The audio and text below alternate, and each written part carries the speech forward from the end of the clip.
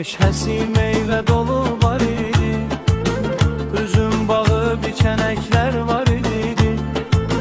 Hamı xoşbəxt, hamı rahat, şad idi. Çox hörmətli adamları vardı Dilmanın. Bağ meşhəsi meyvə dolu var idi. Üzüm bağı biçənəklər var idi. Hamı xoşbəxt, hamı rahat, şad idi. Çox hörmətli adamları vardı Dilmanın. Ağsaqqallar kənd içində durardı. Xeyir şər üçün məsləhətlər qurardı. Hamının sözü bir, qəlbi bir vurardı. Abır həyası arı vardı Dilmanın. Ağsaqqallar kənd içində durardı. Xeyir şər üçün məsləhətlər qurardı.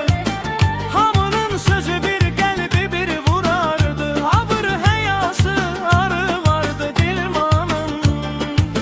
İndi ümid qalıbdı bir təhərə, sükut çöküb hər